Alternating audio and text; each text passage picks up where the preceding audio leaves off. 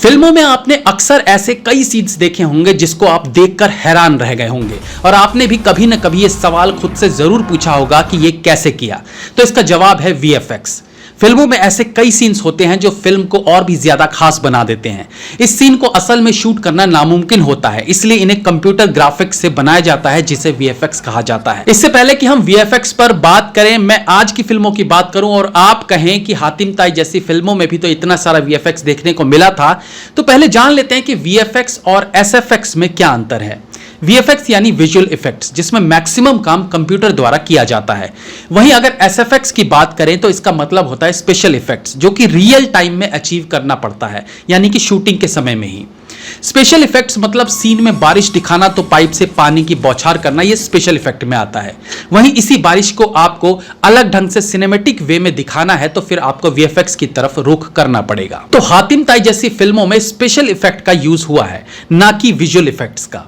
हातिम ताई में बाबू भाई मिस्त्री, जो कि खुद स्पेशल इफेक्ट के भगवान माने जाते थे, उन्हें हातिम ताई फिल्म में संगीता बिजलानी को उड़ते दिखाने का जिम्मा सौंपा गया। बाबू भाई मिस्त्री ने संगीता को एक ट्रॉली पर खड़ा कर दिया और कैमरे को संगीता बिजलानी के पैर के पास रखवाकर उन्हें कहा कि ऐसा फील करो जैसे उड़ रही हो। बैकग्राउंड में स्काई दिखता रहा और ट्रॉली को जब चलाया गया तो ऐसा फील हो रहा था जैसे संगीता बादलों में उड़ रही है। कुछ और दूसरी टेक्निक्स का सहारा लेकर उस सीन को शूटिंग के दौरान ही कंप्लीट किया गया। हालांकि हातिम ताई फिल्म 1956 में बन चुकी थी। बाद में जितेंद्र ने इस फिल्म का रीमेक किया सेम नाम से।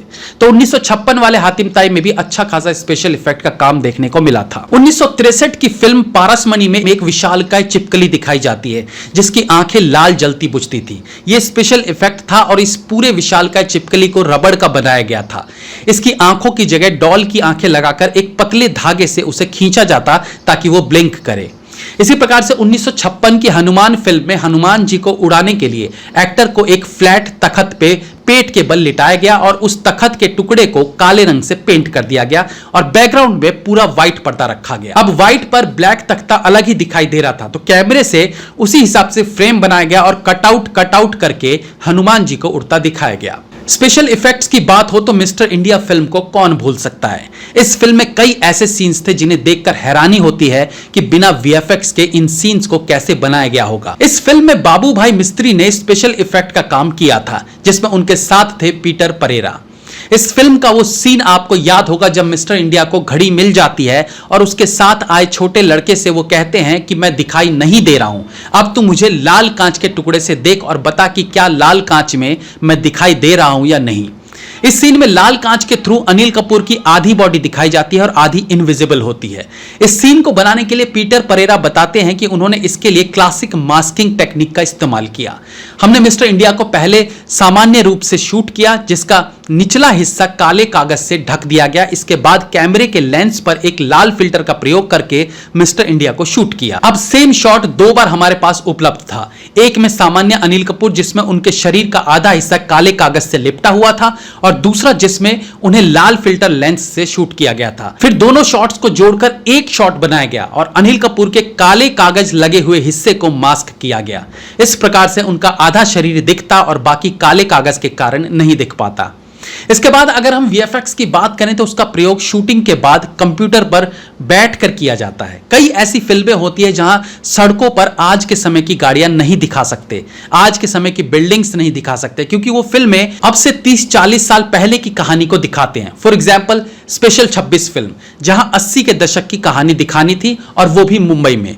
इस फिल्म में मुंबई की सड़कों के कई सीन्स थे। अब अगर आज के समय में फिल्म को मुंबई की सड़कों पर शूट करेंगे तो बहुत सी ऐसी चीजें फ्रेम में दिख सकती हैं जिससे पता चल सकता है कि ये तो आज का समय है। लेकिन स्पेशल 26 में जिस प्रकार से 80 के दशक की गाड़ियां यूज की गई हैं वो तो कमाल है ही, लेकिन मुंबई में आज की बनी इमारतों को छुपाने के लिए वहां VFX का इस्तेमाल किया गया, जिसे देखने पर ऐसा फील होता है जैसे ये 80 के दशक का मुंबई है। कई सीन्स में मोबाइल फोन के टावर्स बैकग्राउंड में आ जाते हैं, उन्हें VFX से हटाया जाता है। फिल्मों में VFX का इस्तेमाल लोकेशन में फेरबदल के लिए भी किया जाता है।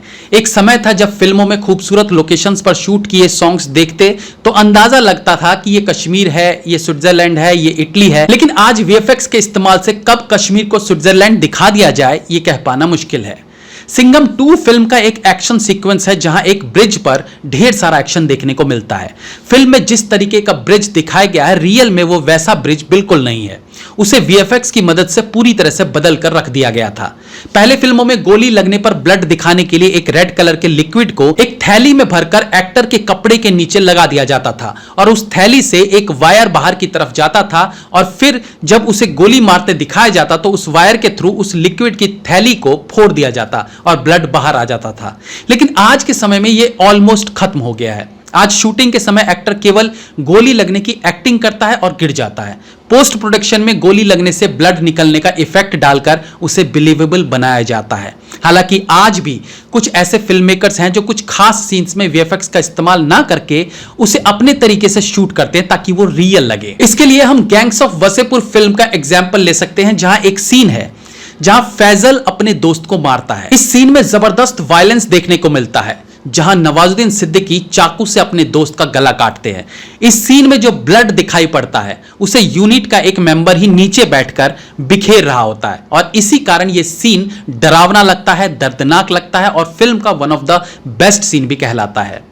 एक्शन सीन में हमने अक्सर देखा है कि हीरो द्वारा विलन को एक फाइट लगने पर वो दूर जा गिरता है। ये तो बहुत से लोग जानते हैं कि ऐसे सीन्स के लिए वायर का इस्तेमाल किया जाता है। शूटिंग के समय उन्हें वायर से खींचकर दूर तक फेंक दिया जाता है, लेकिन उसके बाद पोस्ट प्रोडक्शन में इस वायर को हटाने का काम भी वीएफएक्स के थ्रू ही किया जाता है। यह भी एक महंगा कंसेप्ट रहता है, जहां पर फ्रेम के हिसाब से कंपनी चार्ज करती है, यानी कितने फ्रेम्स में उस वायर को हटाना है उसके हिसाब से पैसे पे करने पड़ते हैं। फिल्मों में ब्लास्ट वाले सीन भी वीएफएक्स का हिस्सा है। हालांकि इसमें रियल भी शूट किया जाता है, जैसे कि रोहित शेट्टी की फिल्मों में हम अक्सर देखते हैं।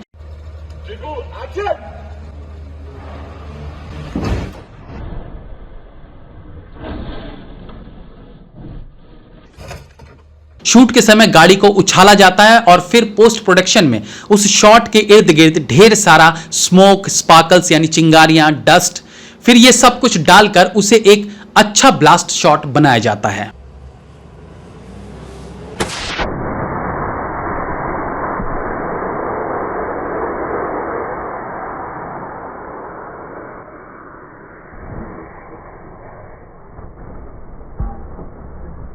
आज वीएफएक्स का लेवल बहुत बड़ा हो गया है, नई नई टेक्निक्स आ गई हैं। आज देखा जाए तो आपको हीरो बनने के लिए एक बेहतरीन फिजिक की भी जरूरत नहीं है।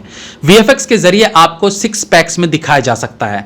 बजरंगी भाईजान फिल्म के क्लाइमैक्स सीन से पहले जब सलमान खान को पाकिस्तान की जेल में मारा जाता है, उस सीन में वीएफएक्स और कुछ मास्क वगैरह की मदद से उनके उभरे स्टोमक को छुपाया गया था। कुछ लोगों ने फिल्म की फर्स्ट कॉपी भी देखी होगी। यह फर्स्ट कॉपी मार्केट में रिलीज हो चुकी थी, यानी जो कॉपी सेंसर को भेजी जाती है। हालांकि वो फिल्म के रिलीज के काफी समय बाद मार्केट में आई थी। अगर आपने वो वीडियो देखी है तो उसमें सलमान खान का पेट अच्छा खासा दिखता है, लेकिन फाइनल कॉपी जो कि रिलीज हुई थी उसमें उनके 6 पैक्स देखने को मिलते हैं। इनके अलावा जिस प्रकार से धोनी फिल्म में सुशांत सिंह राजपूत को बच्चा दिखाया गया, इस तरह के टेक्निक्स भी वीएफएक्स का ही हिस्सा होते हैं। वीएफएक्स एक कंप्यूटर सॉफ्टवेयर टेक्नोलॉजी है जिसका सबसे ज्यादा इस्तेमाल फिल्मों और गेमिंग में किया जाता है। इसने फिल्म मेकिंग और एक्टिंग के तौर तरीकों को पूरी तरह से बदल दिया है। वीएफएक्स एक ऐसा सॉफ्टवेयर है जिससे एक फिल्म मेकर वो विजुअल क्रिएट कर सकते हैं जिन्हें रियल वर्ल्ड में क्रिएट करना असंभव है। वीएफएक्स बनाने में माया, फ्लेम जैसे सॉफ्टवेयर इस्तेमाल किए जाते हैं। किसी सीन में विजुअल इफेक्ट्स लाने में कई बड़े सॉफ्टवेयर्स का इस्तेमाल किया जाता है। सबसे पहले डायरेक्टर और एक्टर उस सीन की शूटिंग कर लेते हैं। शूटिंग के समय पीछे की तरफ ब्लू या ग्रीन कलर का पर्दा लगा दिया जाता है। उस सीन को फिल्माने के बाद कंप्यूटर में मौजूद वीएफएक्स सॉफ्टवेयर और सीजीआई, इसमें कंप्यूटर की मदद से 2D और 3D इमेज या बैकग्राउंड बनाए जाते हैं। इसकी मदद से एडिट किया जाता है। इस सॉफ्टवेयर की सहायता से उस ग्रीन या ब्लू पर्दे पर कोई काल्पनिक सीन बना दिया जाता है जो बिल्कुल वास्तविक प्रतीत होता है। इसके बाद इसमें स्पेशल इफेक्ट डाले जाते हैं। इसमें सबसे पहले किसी भी एक्टर को रिकॉर्ड किया जाता है, फिर उसको सीजीआई के मॉडल में ट्रांसफर किया जाता है। इसके लिए एक्टर को एक अलग तरह का सूट पहनाया जाता है जिसे मोशन कैप्चर सूट कहा जाता है। अवतार जैसी फिल्मों को इसी तकनीक से फिल्माया गया था। वीएफएक्स में प्रोस्थेटिक मेकअप का भी यूज किया जाता है। इस मेकअप के जरिए कैरेक्टर के चेहरे में बदलाव किया जा सकता है, जैसे फिल्म पा में अमिताभ बच्चन को एक बच्चे का रूप दिया गया था। इंडियन सिनेमा में वीएफएक्स का ट्रेंड नया नहीं है। बॉलीवुड में सबसे पहले वीएफएक्स का यूज फिल्म प्यार तो होना ही था में किया गया था। हालांकि इससे पहले साउथ की कमल हसन की फिल्म जीन्स, हिंदुस्तानी और प्रभुदेवा की हमसे है मुकाबला जैसी फिल्मों में वीएफएक्स का अच्छा खासा इस्तेमाल हो चुका था। बाहुबली सीरीज की दोनों फिल्में भी संभव नहीं हो पाती अगर वीएफएक्स ना होते। इन दोनों फिल्मों ने भारतीय सिनेमा में इतिहास रच दिया था। इसके बाद से हर बड़ी फिल्म में वीएफएक्स की खास जगह बन गई है और इन दिनों यह खूब सुनने में आता है कि स्पेशल इफेक्ट्स के काम की वजह से फिल्म में देरी हो रही है। इधर तेजी से ऐसी फिल्मों की संख्या बढ़ी है जिनमें इन इफेक्ट्स के बगैर काम बनता नहीं दिखता। इसके अलावा अगर हम भारतीय सिनेमा की कुछ ऐसी फिल्मों की बात करें जिसमें सबसे ज्यादा और सबसे अच्छा वीएफएक्स देखने को मिला है, तो इसमें सबसे पहले नंबर पर आती है 2015 की फिल्म बाहुबली, जिसमें 4500 वीएफएक्स शॉट रखे गए थे। अजय देवगन की फिल्म सन ऑफ सरदार में 3800 वीएफएक्स शॉट्स यूज किए गए थे। तीसरे नंबर पर जिस फिल्म में सबसे ज्यादा वीएफएक्स शॉट यूज किए गए थे वो थी ऋतिक रोशन की सुपर हीरो वाली फिल्म क्रिश 3, जहां 3500 वीएफएक्स शॉट्स रखे गए थे। इसके बाद 2017 में रिलीज्ड बाहुबली 2 में 2400 वीएफएक्स शॉट्स थे, तो वहीं 2011 में रावण फिल्म में 2400 वीएफएक्स शॉट्स का इस्तेमाल किया गया था। शाहरुख खान की जीरो फिल्म में 2300 वीएफएक्स शॉट्स थे और रजनीकांत और अक्षय कुमार की फिल्म 2.0 में 2150 वीएफएक्स शॉट्स का यूज किया गया था। वहीं अगर हम भारतीय वीएफएक्स कंपनीज की बात करें जो फिल्मों में वीएफएक्स देने का काम करती हैं, तो इनमें प्राइम फोकस, शाहरुख खान की company red chillies, Reliance media works और एनवाई वीएफएक्स जैसी प्रमुख कंपनियां शामिल हैं। आज जिन फिल्मों का बजट 50 से 60 करोड़ का होता है उसमें वीएफएक्स का इस्तेमाल किया जाता है। फिल्मों की बजट का कितना वीएफएक्स पर खर्च किया जाएगा फिल्मों की शैली पर बेस्ड होता है। अंदाजन 80% ऐसी फिल्में हैं जिनमें वीएफएक्स का यूज किया जा रहा है। हालांकि छोटी फिल्मों में 1 या 2 शॉट ही वीएफएक्स के यूज होते हैं।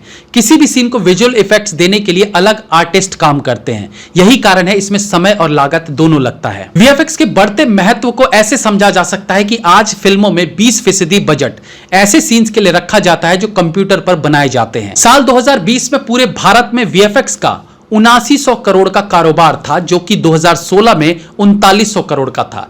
इससे यह अंदाजा लगाया जा सकता है कि साल 2024 तक ये आंकड़ा 14,700 करोड़ तक पहुंच सकता है। तो देखा जाए तो आज वीएफएक्स फिल्मों का एक अभिन्न अंग बन चुका है, जिसके बिना एक फिल्म के कंप्लीट होने की कल्पना भी नहीं की जा सकती। उम्मीद करते हैं ये एपिसोड आपको अच्छा लगा होगा। अपनी राय हमें कमेंट सेक्शन में जरूर दीजिएगा। That's all for today friends. Be safe, have fun. मिलते हैं अगली बार फिर किसी नए एपिसोड के साथ। तब तक के लिए